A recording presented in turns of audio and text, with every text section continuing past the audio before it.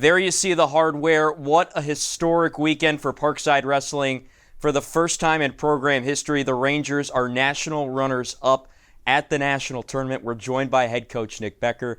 Coach, congratulations. When you hear national runners-up for the first time in program history, what goes through your head? Yeah, obviously we're excited as a team. I'm grateful for the staff that I have around me, the guys on the team, our administration, our alumni and fans that came out to Sioux Falls. We had a great crowd of over 100 people. So, that's what I'm going to remember is the family atmosphere we have here with Parkside Wrestling. 5 All-Americans for your crew this year. Talk to me about your team's performance as a whole. What allowed your guys to click on all cylinders? Yeah, I think they just fed off each other for the most part, right? Obviously with Shane Corrigan, starting most of the rounds, and he's been like that. He's been our guy out of the gates for the past 4 years. So he started hot, continued the tournament throughout, and just going up and down the lineup with Jalen Spooler really having an incredible performance as well. Obviously, he wanted to be on the top of the podium, but a third-place finish to cap off his career is something that's really impressive. And then obviously Easton Warchek, a Conti semifinal round, hopping on top, getting a cradle and pinning the guy. That was huge bonus points for our team. And, really Brody Hemauer, I think we knew what Brody was capable of, and he came to his true stride here at the national tournament. And with Sullivan Ramos, a true freshman, just going out there and getting some really, really exciting wins and never counting himself out of a match. That's what we preach, and, that's what he's made of. And then obviously we, had a couple other individuals that had really, really good tournaments. So it's just really exciting. It's exciting to build on this as well. Shane, when I say Shane Corrigan, first ever national champion for Parkside at 125, what's the first thing that comes to mind? Has this whole thing sunk in for you yet? It was just awesome, man. Lot of work goes into this, so it's awesome to finally get the job done and come out on top. Take me through your journey, because you're a 4-time All-American with this program, one of very few 4-time All-Americans.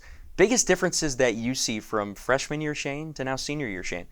I would just say it's my body of work. I mean, since I stepped in the lineup as a true freshman and got on the podium for the very first time, just all the work that I've done. I mean, all the extra workouts with Nick, Craig Becker, all of our coaching staff, all the workouts that nobody saw, early mornings, late nights.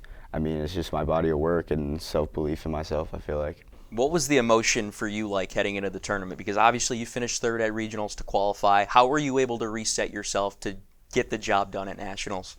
Yeah, it was kind of like I'm always just looking for little edges and stuff like that, and I kind of just, a lot of people were almost like thinking it would be a lot of pressure for me, seeing that I got third at regionals and that it's my last time ever competing, and I kind of just I was just looking for little edges, and I was thinking to myself, why not just flip that on its head and it's my last time out there competing. I take a lot of pride in going out there and having fun, giving the fans exciting matches, scoring a lot of points. And I was like, if I'm going out, this can be my last time wrestling ever. I mean, I'm going out there to have fun and let it rip, and that's what I did. What a way to end it too in the national final bout when you're up 13-4 there at the end and you're getting the crowd into it and you know that you're going to win. Walk me through that emotion. What's going through your head at that point? Yeah, I mean, it's awesome. And I mean, out there this weekend was awesome for our alumni, our fan base. I mean, it was so strong. I think we had the best section in the arena by far, and it was awesome to be able to feed off their energy and use that.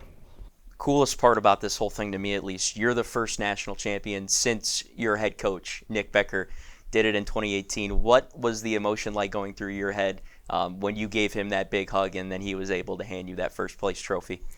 I mean, awesome, man. I mean, it's been a long time coming. Like I said, I was probably, I don't know if I was his very first recruit, but I was definitely one of his first recruits, and me and him have put in so much work together, and I wouldn't have been able to do any of this without that man. I mean, he's one of the best things that happened in my wrestling career ever.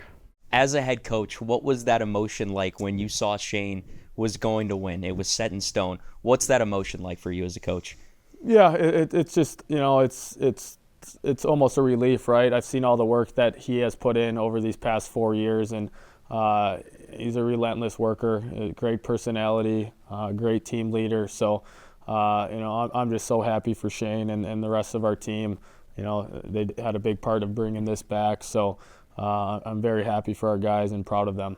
How cool was that for you to hand him the trophy from the last national champion this program has had to the next? How cool was that? Yeah, I mean, it's something that I'll look back on and always remember, right? It's always a humbling moment. And for him, I think he was one of my first recruits that I had signed after my first year of getting hired in May. So he actually brought that to my attention, and it's pretty cool, right? And I'll forever be grateful for his work ethic, the time that he put into our program, but also all these guys, all 40 guys on our team had a part in this, along with our administration, our assistant coaches, our alumni, my personal family. So I'm just very grateful.